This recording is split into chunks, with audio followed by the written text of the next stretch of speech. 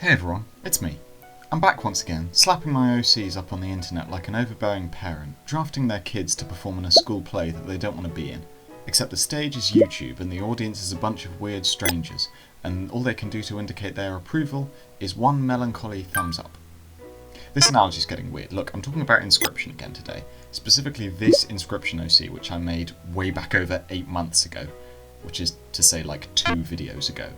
And one of them wasn't even a real video, it was more of an extended joke. And I know someone's going to say, oh Corbyn, isn't your whole channel an extended joke? Well, you can shut the fuck. Anyway, this video is going to be a follow-up on the last one. You can go watch that if you want, but I'll explain all the important points in this one.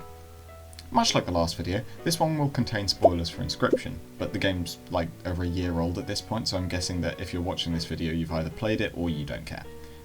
Anyway, here's a nice big table of contents for the video. The first half of this video is going to be me talking about the tweaks and changes I've made since last time, and in the second half I'm going to be coming up with new features, and also be reading a few of your lovely comments for feedback. The Alchemy Cards themselves will be right at the end this time, after everything else is done. Here's the timestamp for that if you just want me to shut up and show you the cards already, but if you're sticking around for the fun, juicy ideas, then let's get started. I'll begin with a quick recap of what I came up with last time. The character is called Niphox, the Scribe of Alchemy, and this is my design. I went for a kind of steampunk horror aesthetic, with all the cards being mutated creatures of flesh and machinery brought to life through its arcane science. Sort of Bioshock technology with a hint of Adeptus Mechanicus from 40k. I was generally quite pleased with most of the stuff I made in that last video, but as plenty of people pointed out, I left it quite underdeveloped for the sake of keeping the video short, and if you've noticed the duration of this video, you can tell that I'm not going to be doing that with this one. So, let's start out by addressing Niphox's resource mechanic. If you haven't seen the last video, the Scribe of Alchemy's resource was called Elemental Points. Basically every card was aligned to one or more of the 4 elements, and each turn that it was on the board it would generate points of its alignment. Earth cards generated 1 Earth point a turn, Fire cards generated 1 Fire point, and so on. Then you would spend these points to put down new cards. This resource mechanic was alright, but as time passed I've started liking it less and less. It ticks all the boxes that I set out in the video, but looking back I have 2 major issues with it really. Firstly, although Fire, Water, Earth and Air are the 4 elements used in classical alchemy, they were kinda difficult to make cards out of. I often felt like I was forcing the design of certain monsters to make them fit with a particular element. Like, what the f*** is this thing? I don't know, but I made it to fulfill my quota of fire-aligned creatures instead of it being an actually good idea. Secondly, I was never fully satisfied with how this system required another piece of information on the card to show its elemental alignment. Inscryption cards always follow the same format no matter what scribe they're from: power, health, cost, and sigils. And having that extra thing on alchemy cards that wasn't on any other kind of card felt messy. It was this straggling design point which made the alchemy cards stick out like a sore thumb against the other 4 temples, like some kind of weird design tumour.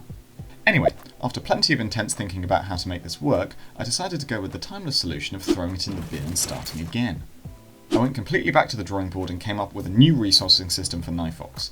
A system that involved dice. No, bear with me, I promise you this is better than the old system. So the new system is called Alchemy Dice, and here's how it works. An alchemy die can yield one of 3 different resources when rolled: flesh, metal, or elixir. At the start of each turn, 1 alchemy die is added to your dice pool, and they are all rolled. The result of the dice shows you the resources you have to play with this turn, and when you summon a card, the dice used to buy it disappear from your pool. You can hold a maximum of 10 dice at once, and any unspent dice left in your pool carry over to the next turn. I largely got this idea from a game called Lucky Town, which uses a very similar method of rolling dice to determine what resources you get to spend that round, and I thought it would be kinda cool to see something like that implemented into Inscryption. Now I was kind of worried about introducing an RNG element like this into the resource generation. After all, it was exactly that RNG factor that made Magnificus' magic deck less fun than the other Scribe's decks in Act 2 in my opinion, and see my previous video for a full dissection of that. But I think it'll be okay for a few reasons. Firstly, the more dice you have in your pool, the more consistent it becomes, and the more you can count on rolling the resources that you actually need. Also, I want to add a hold mechanic to this resource system. Clicking on an alchemy dice while it's in your pool will lock it to its current value, and that die won't be re-rolled at the start of your next turn. This means that if you're close to getting what you need to summon a certain card, you can just lock all the important dice to their current value and try for whatever else you need on your next roll. So, generally speaking, though alchemy dice will be RNG based, I don't think they'll cause too much annoyance, and definitely not as much as sitting there helplessly as you completely fail to draw a Mox card. So that's the new resource system for the Scribe of Alchemy. Roll your dice, spend them to summon cards, and then either re-roll anything you didn't spend or save them for later if you reckon they'll be useful. And by the way, the new side deck cards will just be simple O2s with a sigil that adds one more alchemy die to your pool at the beginning of each turn. This means that they're useful for resource generation, but not vital for it, and you can use them as emergency blockers if you want. Anyway, let's get to the exciting part, coming up with the new features for Nifox, some of which are inspired by your wonderful comments. We'll start off with Nifox's Inscryption Tool. In my last video I said it was a fountain pen, but several commenters pointed out how that was very similar to Grimora's quill, and in hindsight I agree. So I've decided to change it to a metal stamping machine, like this one. Blank sheets of metal feed into the machine, and when a creature is placed into its main chamber, its essence is stamped into the card. I reckon the stamping machine has so much more personality, and it fits right into the aesthetic that I'm going for. Brutal and just bordering on cartoonish. So thank you for all your comments on that. And also a massive thanks to this person who started their comment with "Dear Carp and Gizmat," because I find that hilarious and adorable in equal parts. Next I'd like to talk about Nifox's campaign gameplay. I hardly addressed this topic at all in the last video, so I'm going to go into much more depth now. And I'm talking like the next 8 to 10 minutes depth, so I hope you don't have anywhere to be. Nifox's world is called the Misty Isle. The player must fight their way through its 3 regions to challenge Niphox, but each of those areas is watched over by one of Nifox's minions, and they do not take kindly to intruders. The player navigates through smaller, bite-sized sections that look something like this. The player enters through one doorway, interacts with events and clashes with monsters in card battles, and then exits through another doorway, leading them to the next area. The area itself is actually made of dozens of little robotic creatures which link together to form the map.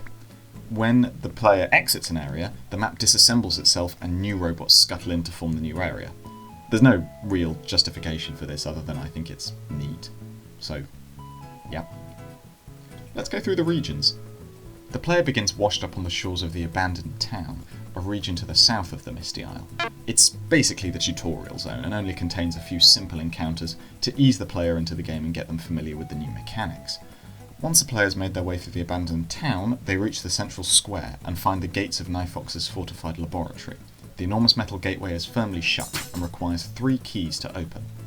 At that moment, Nifox's face appears on the screens outside the gate. It tells you that in order to confront the Scribe of Alchemy, you must first prove your skill as a challenger. Each of Nifox's minions presides over a district of the Misty Isle, and they each hold one of the keys to the laboratory gate. The task is simple. Beat the 3 minions and return to the gate with their keys. Only then can you fight Niphox. The first region that the player goes into is the Poisoned Harbour. This area is where all the toxic runoff from the laboratory goes, and the air is thick with noxious chemical smells. Exposed sewage pipes and rivers of filth run between the buildings down to the waterfront, where it all mixes into the thick, poisonous sea. In this region, the player is confronted by the mutant creatures that spring up from the toxic sludge to fight them. Waterborne cards are a little more common in this area. The player must navigate their way down to the waterfront, where Nifox's first minion, the Diver, emerges from the water. The Diver is a huge creature which looks like a monstrous version of an old scuba suit, with shellfish and seaweed clinging to its corroded armour. It speaks in a computerised voice, and it's never made clear what, if anything, is piloting the Diver's suit. The Diver is responsible for finding things in the toxic ocean surrounding the island, the carcasses of sea monsters and nameless drowned things, pieces of scrap discovered on the seabed and odd trinkets floating in the water. On rare occasions, the Diver might even find a fragment of the old data, washed up from deep beneath. In the first phase of the Diver's boss fight, it will attack with creatures native to the area, and in its second phase, the Diver will deploy sea mine cards in its back row. These cards have the detonator sigil, but they also move from the Diver's side of the board to yours, where they automatically explode after 1 turn. The player has to focus on destroying the sea mines before they reach their side of the board, or else they'll do catastrophic damage to the cards on your line. The second region of the Misty Isles is the ancient Scrapheap. The gate to this area is locked initially, but once the Diver is defeated, it opens an underground shortcut to the other side of the gate. After this, the player can unlock the gate from the other side. The Scrapheap is filled with mountains of discarded junk that the Diver has trawled up from the ocean floor, funneled through the underground tunnels to feed the ever-growing pile. Towers of scrap reach into the sky like trees, and small, crab-like creatures scuttle around, searching through the wreckage and picking out anything they deem useful. In this region, the player is attacked by various types of cyborg minions and drones. At the heart of the ancient Scrapheap is a giant incinerator, where the player meets Niphox's second minion, the Scavenger. The Scavenger is a small, scrawny beast which perches on the edge of the incinerator pit, its skin hard and blistered from the constant heat. Aided by its army of crab-like drones, the Scavenger constantly trawls the Scrapheap for anything which might prove useful to Niphox's experiments. It has no eyes, but it uses its heightened senses of smell, taste and touch to determine which objects are valuable and which are rubbish.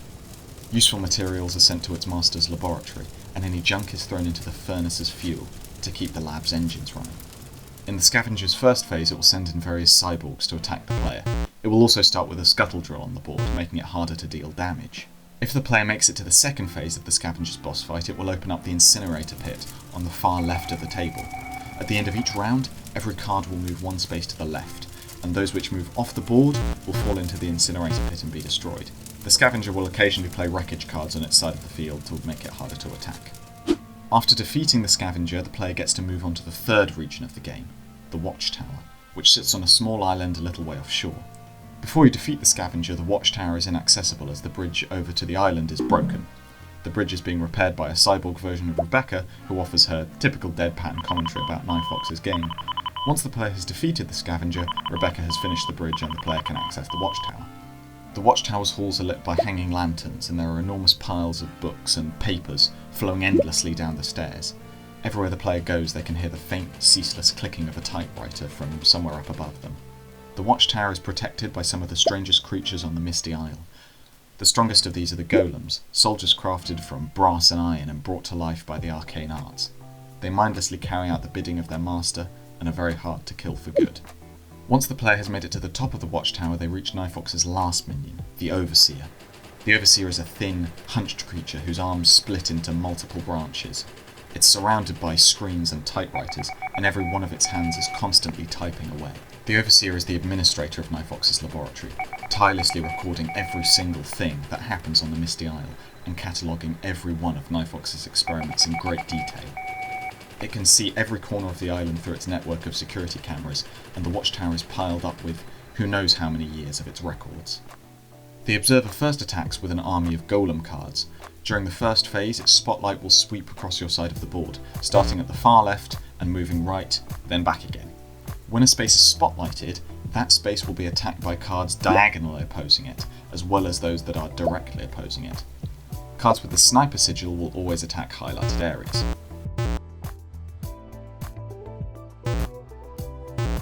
In the second phase of the boss fight, the Observer will turn off its spotlight and send out cards called panopticoids instead. These cards will always cast a spotlight onto the space directly opposing them, and if one of the Observer's cards has two spotlighted spaces in range, it will strike both of them, effectively lending it bifurcated strike as long as the panopticoids are on the board and in that position. Therefore, even though the panopticoids don't deal damage directly, they still pose a substantial threat as a force multiplier to the Observer's other cards. However, if the player is able to defeat the Observer, then they return to the laboratory gates with all three keys, ready to confront the Scribe of Alchemy. In the first phase of Niphox's boss fight, it attacks with an onslaught of rare monsters and powerful cards, much like Leshy in the base game. In the second phase of the fight, Niphox reveals that it has turned its three minions into cards themselves, as punishment for failing to beat the challenger. Niphox opens by placing the Diver on its front row, accompanied by two Sea Mines in its back row. The next turn, the Scavenger and two Cyborgs enter Niphox's back row. The Observer will enter play the turn after that, along with two paper piles to bog down the player's progression. If the player can muscle their way through these, they enter the third phase of Niphox's boss fight, where the Scribe of Alchemy reveals the last trick up its sleeve. It steals all of the cards currently on the board and in your hand and throws them into the stamping machine behind it. The result is a giant card called the Superfusion, a massive amalgamation of cards which has the combined health and attack power of all the cards tossed into the machine. But Niphox is at least generous enough to let you draw a new hand of cards after your initial one was thrown away, at least wanting you to put up a fair fight against its new monstrosity. Every time the Superfusion kills a card, it will either steal its health, power or sigil selected randomly. If the player doesn't deal with it quickly, the Superfusion can quickly snowball into an unkillable beast. However, if the challenger manages to fight their way through the monstrous creature, they can take away Nifox's last life and finally defeat the Scribe of Alchemy. So, that took us a while, but that's the rough concept for Nifox's campaign gameplay. It follows the usual Inscryption format of 3 minions and a boss, and I'm pretty pleased with it. Events next. A lot of people mentioned events, so I've come up with several that you can bump into while exploring the Misty Isle.